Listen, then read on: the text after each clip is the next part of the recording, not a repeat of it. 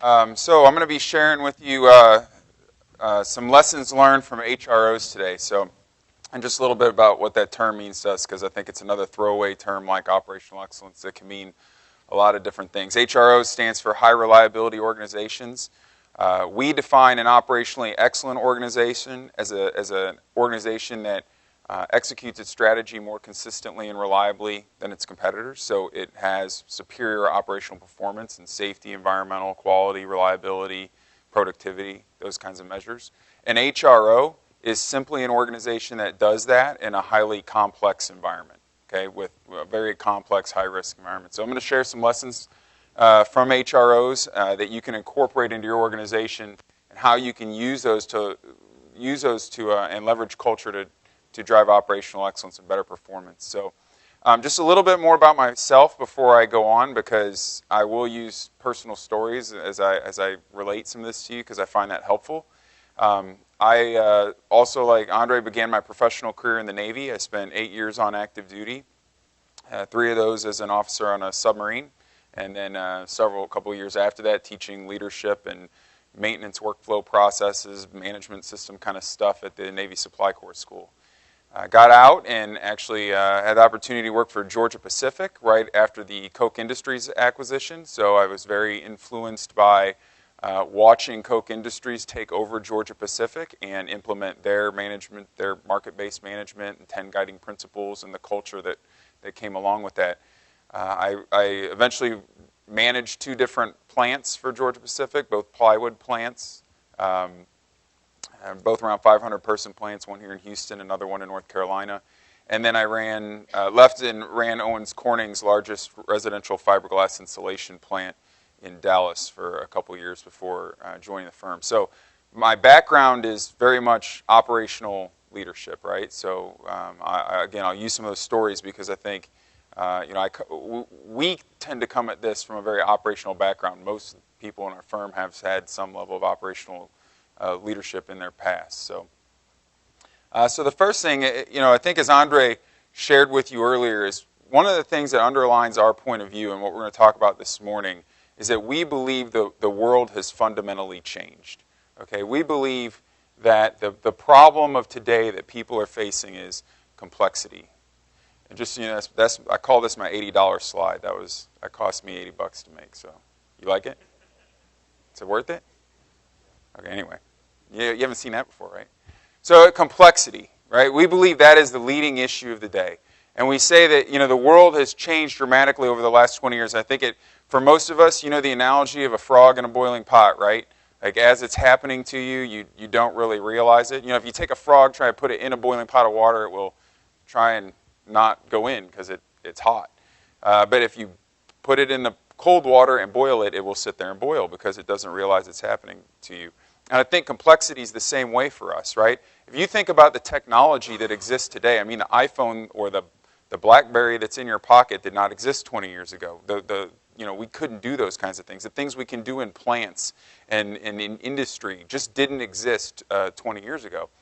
The numbers of products and services that companies provide have dramatically increased, right? You go back from Henry Ford said you can have a Model T in any color as long as it's black to anybody who's bought a car recently, I mean, there are 100 variations of each individual car on what you purchase. Our processes to support all those products and services have become dramatically more complex. Organizations have become more complex. The more time I spend in organizations, I see committees that are managed by committees, right? And it becomes increasingly difficult to understand who actually makes the decision in this organization, if anybody. Markets. We are truly a global country, right? I mean, a guy, in a continent across the world can fire up his computer and be in business competing with you in many cases, right? In an instant. Regulations. The government continues to write new regulations, and they don't delete very many of them, right? So it's just getting more and more complex as we go. And the final one I'll throw on there is communications. I mean, you think about the level of communication that occurs in an organization today versus 20 years ago, and it's extraordinary. You did not have 500 emails a day because you barely had email, right? Let alone things like Twitter or Facebook that can make a very simple problem grow into a giant frontline newspaper story in a matter of minutes. And the issue for organizations is that all these things are multiplying. They're working together, right? The technology enables the communications, which, because the processes are more complex and the regulations more complex, makes failures get communicated faster. So all those things are working together. So the very nature of all of our organizations is that they are becoming more and more like complex adaptive systems, right? And complex systems have a few fundamental characteristics that distinguish themselves from simple systems. A flock of birds is a great example of a complex system. And what exists in those systems? Well, they have nonlinear reactions, right? It's not necessarily A influences B, influences C. It may be A to C to G to D to Q. It's not necessarily linear. They also have feedback loops that can cause changes, small changes, to amplify very quickly, right? And a little, it's the analogy of the butterfly flaps its wings off the coast of Africa, and there's a hurricane in Florida, right? It's because of those feedback loops. There's simply so many things in complex systems that we can't understand them all. There's just too many, right? There are unknown interactions. We can't possibly count them all. And as a result, complex systems have emerging properties. Things come out of complex systems that nobody would have foreseen happening before they occur. And every one of our organizations is becoming more and more like this. So what we talk about with complexity is that as complexity grows, the risk and the cost of that complexity grows exponentially, right? When I add the 10th unit, instead, go from 9 units to 10, I add not just one more interaction, right? I add like 100 more interactions to my system. So when I add number 11, it's not 100, it's a bigger number. Same thing for the cost. At the same time, the value from the complexity that we get also diminishes over time, right? I don't get as much value. When I went from having just a black car to a black and a blue car, that was more valuable, right? But when I went from the 32nd color variation to the 33rd color variation, did anybody really care? Right? Now we're not getting as much value. So the problem is there's very few companies that are still down here on this graph. More and more companies are approaching this point where they're meeting that intersection of the cost and risk of additional complexity and the value they get from that complexity. And many companies have actually crossed that line. If you want to look at you look for a company that grows its revenue 10% every year, but its profits declining, they've probably passed that point, right? They keep adding more businesses, more service lines, more products, generating more revenue, but it's eroding margins and it's decreasing profitability because the cost of the complexity is outweighing the value that it's creating. Unfortunately, for most organizations, the typical response to complexity is to add even more of it. So if you think back to a time where, 20 years ago you had the supervisor and he spent most of his day out on the line making sure that people, were trained and understood what they were doing and helping them solve their problems, and then we gave him a phone or a BlackBerry or an iPhone somewhere along the line, and now he's spending half his day checking notes and emails and stuff, and he's not supervising people. So what do we have? That increased the complexity, right? We increased the complexity of his day. So now we start having some incidents because he's not doing what he was supposed to do, right? He's not supervising like he was supposed to. Eventually, we lose process control and we have some type of event. Somebody gets hurt, we have some bad quality, whatever.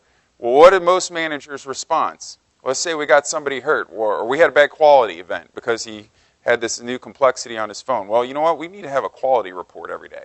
We need to now have a report on that issue every day because that happened, right? Well, what did we just do? We just added yet one more piece of complexity on, and that's what we've done, right? It started with, hey, ISO 9000 management systems. That's a great idea. You know what else? We should have safety management systems. Oh, and maybe environmental management systems. And then, hey, reliability management systems. And you go into ISO and they've got a library of management systems. I can't imagine what would happen if one company ever tried to implement all those, right? So we call that the vicious complexity cycle because unfortunately we're the frog in the pot of water getting boiled. We don't see what's happening and we never attack the real root cause. Okay, and so our solution is just add more and more complexity to the problem.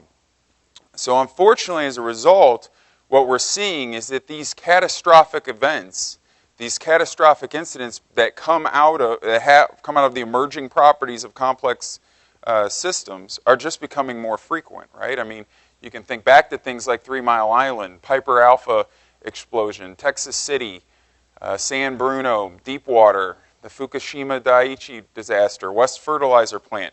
The reality is these were all unintended events, right? I mean, this is, granted, World War II, a lot of people died. That was people fighting on purpose, right? These are all things that nobody wanted to happen. They weren't intentional. And they're just becoming more frequent. We couldn't figure out how to do that stuff 50 years ago. We couldn't figure out how to, blow something up that bad and hurt that many people or the environment that bad 50 years ago. This is something we're getting better and better at. So for us as a firm, this is why complexity, we think, is such an important issue and the issue of the day, because we have to come up with solutions that address these problems.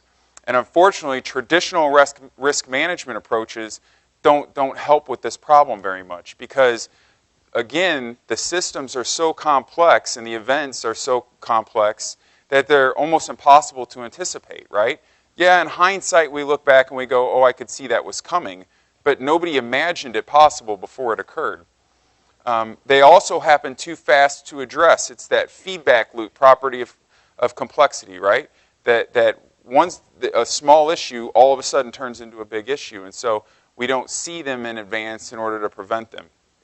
And then the final thing is they're so infrequent. Now they're becoming more frequent, and we're learning from them, but historically they're so infrequent that there's just not enough lessons learned to cover them all, or enough data to go analyze and come up with a model to predict that they're going to happen. So as Andre mentioned earlier, there's some folks in the world who've just said, well, that's just it, man. I mean, this is just the way it is. Like, let's face it, it's going to get more complex. We're going to have more of these big catastrophic events. That's just the way it is. I mean, people have written books on it, right? That is a point of view of some folks in the world. But we view that as not having to be the answer. There are organizations that do thrive in highly complex, high-risk environments with extraordinarily low levels of incidence. And as I mentioned earlier, we call those high-reliability organizations. And the nuclear Navy is a great example of one of those.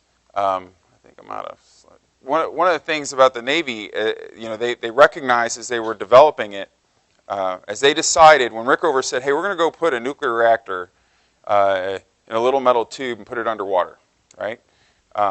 He comes up with this idea and he says, it's going to be really important that we design equipment that won't fail. It'll be inherently safe. But you know what? We're not going to be perfect at that, right? Because we can't foresee everything that's going to happen. So that's our first layer of defense. So we also, because some equipment's going to fail, we need to have very rigorous procedures. And so, but at the same time, we can't think of everything that's going to happen, so we're going to have procedures that fail. And our last line of defense then is our culture. Okay. So that was largely what Rickover set out to design, and I think his design has been fairly successful, right? When you think about the Navy, Andre mentioned some of these stats earlier, but this is an organization that has operated over 150 mobile nuclear reactors over a 50-year period. They do it in a dynamic environment, so most reactors just come up to and operate to supply power to the grid. These are going up and down and starting up and shutting down, on a daily basis.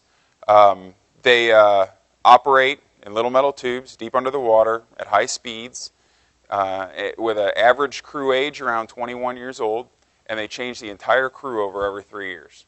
And if you think about the fact they've never had a nuclear accident, they've never had an operator have more than 1/10 the annual exposure limit.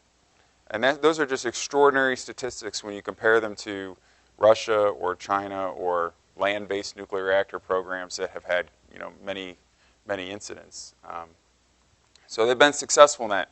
The thing about culture that Rickover understood when he went to build this program was that what most people think about when they think about the military and they think about command and control and the traditional military culture, he realized that won't work in a complex environment.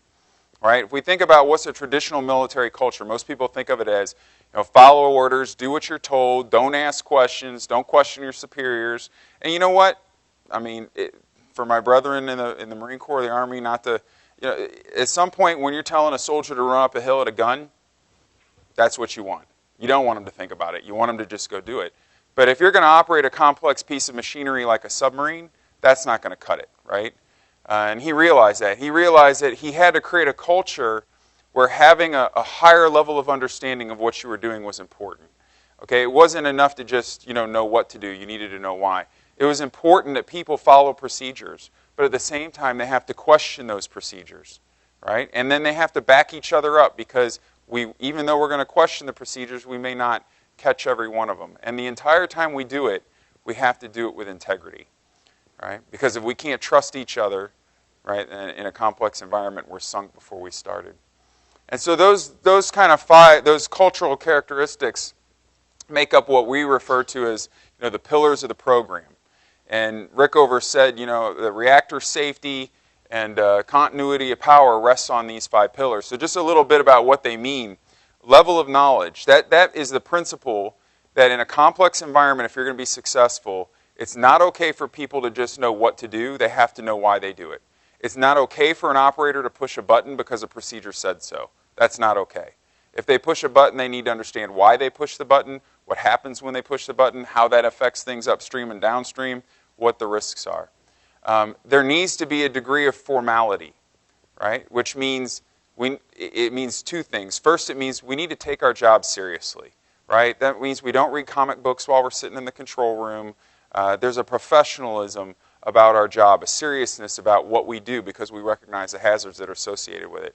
And it means that we follow procedures, and not just follow the checkbox, but it means that we understand that there's a way things are done. I don't get to make it up. There's a best way to do things. We should figure out what that is, and I'll do it that way. But at the same time, I should have a questioning attitude and recognize that the way I did things yesterday may not work today, because it's a complex environment that changes rapidly. So I must constantly question things that are out of the ordinary and say, is this still the right way to do it? And despite that, even if I question, the reality is I'm a human being. I like to say the last perfect person was crucified, right? So I'm going to make mistakes. We're all going to make mistakes. But if we're going to have a zero-incident environment, I'm dependent on my coworkers to back me up. And likewise, I am responsible for backing them up and watching out for them. And if I see something wrong, I should intervene. In the Navy, we called it forceful watch team backup, because I had a responsibility to back somebody up and protect them to the point of getting in front of them and stopping them, right? And not allowing them to make a mistake. And then finally, integrity. As I mentioned, you got to be consistent in what you do and you say and how you act and behave. So those are the principles that define the Navy's culture. The giant puzzle for all of us is, so what? I mean, hey, Chris, that's really neat. That's cool. Great story. We can talk about that at dinner or whatever. But what the heck? What do you do with that in your company? And is that even relevant? And can you create that culture? And so we absolutely believe that the answer to that question is yes. So let me talk to you a little bit about how we view culture and how we change it. And I'm going to preface this one by saying I do not have a PhD in behavioral science. I am not a psychologist or any of these other things. What I am is an operator who's led a bunch of operations and has worked with a bunch of operators to change the culture in their company. And I think sometimes we overcomplicate this whole culture thing. We make it way too hard, right? So I'm going to simplify it down and explain it to you the way we think about it and the way we've helped people drive impact. So at the highest level, your culture is your beliefs. It's what the people in the organization believe about the world. It's how they think the world works. It's what they think is important, what they value, what they care about. All right? At a high level, that's what it is. On a day-to-day basis, your beliefs, and they may come from your country, your family, your school, your organization, wherever, at the end of the day, your beliefs influence your behaviors. So I have a set of beliefs. I go to work. I get confronted with a situation. I behave in that moment based on what I believe is the right thing or will happen or how the world works, etc. And every behavior we go through, every action we take has some consequence, right? The result was what I expected it to be, the result wasn't what I expected it to be, and I get some reward or punishment for that behavior. And those consequences serve to reinforce those beliefs. So, if I think, you know what, it's okay to take shortcuts when I'm in a hurry, when we need to get something done fast. So I'm at work, I get confronted with a situation where I got a whole lot of stuff I need to do, I go ahead and I take a shortcut. At the end of the day, nobody says anything to me for not following the procedure, I get a pat on the back, an attaboy for doing a good job. What's just happened? My belief that it's okay to take a shortcut has just been reinforced, right? Now, this isn't a one-for-one relationship, though. So let's say for 30 years I've believed it's okay to take shortcuts. One day I take a shortcut, something bad happens. Does that mean my belief just got erased? No, but it was undermined a little bit, right? And I'm probably going to have it undermined a whole bunch of times before it changes. So, it's not a total one-for-one, but largely that's how we think about it. So the challenge for us as leaders is, what do we do with this? If you think about this is how culture works, and what I want people to behave in a certain way, but I understand it's their beliefs, which I can't actually know, that's driving them. What do I do with this? Well, the first thing is we have to recognize that we can't force anybody to believe anything. Okay, we can tell them what we would like them to believe, but we can't force them to believe anything. At the same time, we can't force anybody to behave in a certain way. We're all humans. We have free wills, free actions. I can make a choice in a situation to behave however I want. Okay, so we can't do that. What we can as leaders influence, though, very strongly, is the consequences. That's what leadership owns. Leadership owns the systems and the processes in an organization that reward or punish behaviors. And I'm not just talking about performance reviews or bonuses or formal discipline. I'm talking about what you smile at, what you frown at, what you pat somebody on the back over, what you hold up and say, this was good. All those little things tell people that what they did was right or wrong and reinforces their belief in that thing. Okay? And just my example, right? We can go all day long and we can put up signs, but if there's no change in the reward system, there will be no change in the behaviors and ultimately the beliefs. Okay? And I think too often where organizations stop is they make some values, they put them on a wall, and that's the end of the conversation, right? There's a lot more that has to be done. So briefly, I'm going to share with you, 4 things that we believe are necessary to create a culture of what we'll call operational discipline, or consistent with those pillars of the program in order to achieve success. Actually, I'll say these 4 steps apply to creating any culture deliberately. And I will say I do strongly believe that you can't 100% control the culture of an organization as a leader, but you can sure make a big impact on it. And I think the organizations that we work with or we have worked with, the ones that are high performers have incredibly strong culture. I mean, it's palpable, right? We'll talk about whether or not you can measure it, but you sure know it when you're in it. Right? You can feel it and sense it. So we strongly believe it's something you can control. The first thing you have to do is you have to assess it. Okay, you have to be able to measure it and track your progress. The second thing, you got to define what it is you want. All right. So if you want culture to be an advantage or a competitive advantage or something that's helping you and not hurting you, the first thing that leadership has to do is define it and say this is what we want and get unified about that. Then you have to translate it to all your employees. You have to help them understand what that means to them. And then finally, you have to integrate it into your management system so the right behaviors are rewarded consistently. Right? So a little bit more on each of those. As I mentioned, the first thing is you have to be able to assess it. If you can't, there's the old saying, if you can't measure it, you can't manage it. And I strongly believe that. Again, you can feel it, but it's really hard to manage if you can't measure it. So we've worked with companies for a while on this, and to be honest, we used a lot of the typical methodologies that people have for years. Where it was culture surveys. When I was a plant manager, I remember one of the first plants I took over had a terrible culture around safety, and we made surveys. We put things on a scale of 1 to 10. Do people follow procedures? And at the end of the day, it seemed like everybody answered a 7. Right? They said, well, we don't follow them all the time, but I know I'm supposed to say we follow them some of the time, so 7. And we would get this data, and working with clients, we'd take them the data, and just it didn't feel like it was anything we could actually make decisions based off of, or work from, or really, trust. And so we've worked with several organizations to develop a different process that we think does a lot better that I want to share with you. What we do is we start with 40 cultural descriptors about what the culture might be. So you can't read those, but they're things like be professional, people can be trusted, bring solutions, not problems, challenge the status quo. Those are examples of these 40 cultural descriptors. We give those to people and we ask them to force rank them from 1, my company is most like this, to 40, my company is least like this. That act of force ranking forces them to make choices about what their culture is and is not like. They can't put everything as a 1 or everything as a 10 or, everything's a 7. They have to make a choice about something. And we found that really helps differentiate things. And it really helps expose misalignment in the organization. Because what we're able to do is we ask them 2 things. First, we ask them, how do you define your current culture? And then we ask them, how do you think you want your culture to be? And so we're able to show you, if you look on this graph, these blue dots, the red dots are what they want their culture to be. The blue dots are what they say it currently is. So, for instance, on follow procedures, they say, that's kind of, sort of us, but we really do need to be doing that.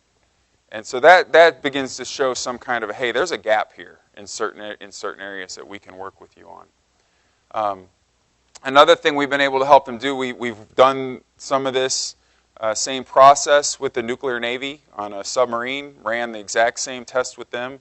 So we're able to show organizations, just so you know, when it comes to a questioning attitude, this is how the crew of a submarine answers, this is how you answer it. Okay? Now, we're not saying to an organization that you should walk out and tell people, forceful watch team backup. That's probably a bad idea. Okay? Most companies, most employees are going to go, nobody's forcefully watch teaming me, right? Or whatever the heck that means. That's not going to go over.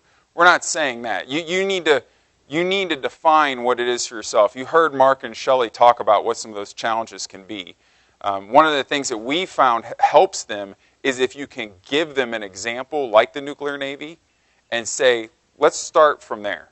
Because if you don't come with some framework to start from, you'll get every executive has 100 different ideas of what the 5 or 6 values ought to be, and you're working from 100 trying to get down to 5. If you start from 5 or 6 and you say, let's nitpick these a little bit, you seem to be able to get through it faster. But we found that to be powerful in helping them think about what they want their culture to be. So the next thing is you have to translate it. So we've decided what we want people to kind of believe, and what we need to do is translate that into how do we want them to behave on a daily basis.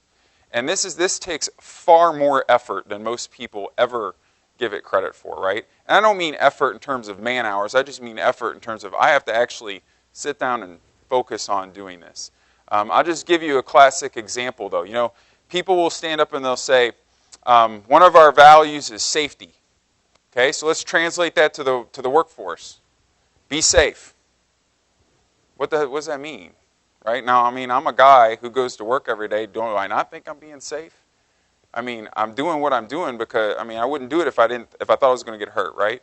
I don't know about you. I've had the unfortunate pleasure of participating in a lot of post-incident reviews and root cause analysis. The number 1 and 2 statements I hear during those is, I didn't think it would do that, and it never did that before, right? Only one time can I think of where I had a person who got hurt that said, yeah, I knew it was going to do that. Only one time in probably hundreds, right? Most of the time people don't think it. They think they're being safe. So the point is that is not effective. That's not translating a behavior down to the workforce and a worker in a way that they understand. Now, saying to them, we believe in questioning attitude. We need to have a questioning attitude, and we need to question things that are out of ordinary. Control room operator, let me translate that to your job. That means if you see a blinking red light on a control panel and you don't know why it's blinking red, you treat it like it's an emergency until you figure out why it's blinking red. That's what questioning attitude means in your job. Okay, that's the level of effort that you have to take in translating those high-level values down through the organization to every level and to each role.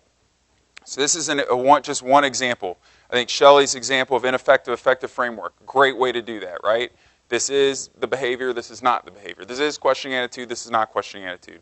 This is one with a maintenance planner where we help them say, what are your roles? And what are roles, parts of your job do you need to practice a questioning attitude in, and what exactly does that look like? In order to help that maintenance planner understand what do these pillars, what do these values that we're driving towards look like in my individual role. Okay.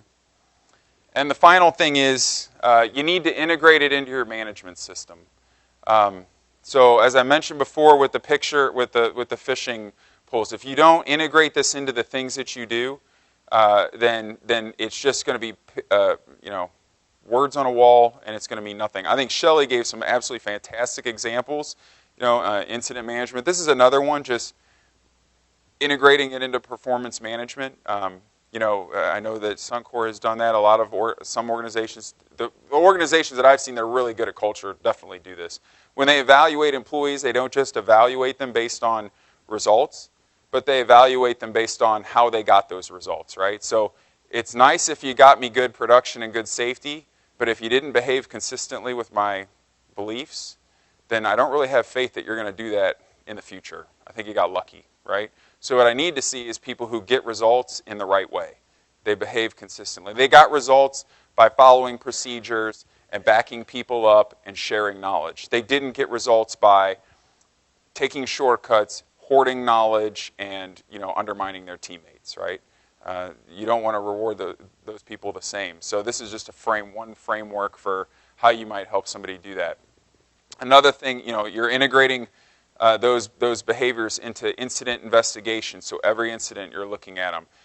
Integrating it into onboarding processes.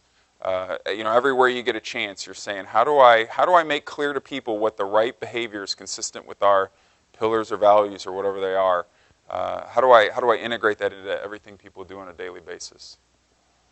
So with that, any questions? If you don't know, that handsome guy right there is me. So, any questions on any of that?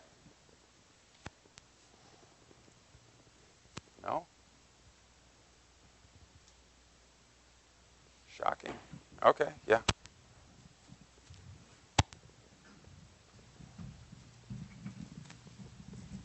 So through your presentation, you talk about the culture and then performance management is what I think of, like how crisp that needs to be at the time. And you talk about that forceful backup. Yep. Like how crisp, in your experience in the Navy, would that backup or that performance management happen, right? If somebody's doing something wrong and it's just not happening and that performance management needs to take place. So yeah. The right type of attrition. And then how do you parallel that to what goes on in industry, the oil and gas industry today? Yeah, so let me use a story to tell you that. And again, the organizations that have the strongest cultures, words are important. Words mean things, okay? And that reminds me of two stories. So the first one specific to the Navy, I remember one of the first times I was on a submarine as an officer, I was in control room, and I said to some junior sailor that I was going to go to the front of the boat for something. And he looked at me, junior officer, he said, to the bow, formality, sir. And I was like, what? And he said, we have certain words for things around here. It's called a bow. And I was like, okay, got it. I remember several months later, some new guy was in control room, and they said, I'm going to the front of the ship or something about the front. And I said, it's called a bow, formality. And I was like, man, how did that happen? I never sat in a class and learned about formality, right? But it was taught to me by the culture because it was just so strong. Now, I mentioned, I learned a ton about culture change when Koch Industries took over Georgia Pacific, and I was there in Georgia Pacific because, talk about a strong culture, that is one. I remember they came in, they started talking about this MBM stuff, 5 dimensions, 10 guiding principles. You heard Ernie talk about them. yesterday. I thought this stuff is awesome. I love this. 5 dimensions, 10 guiding principles. It's great. I'm giving a training presentation.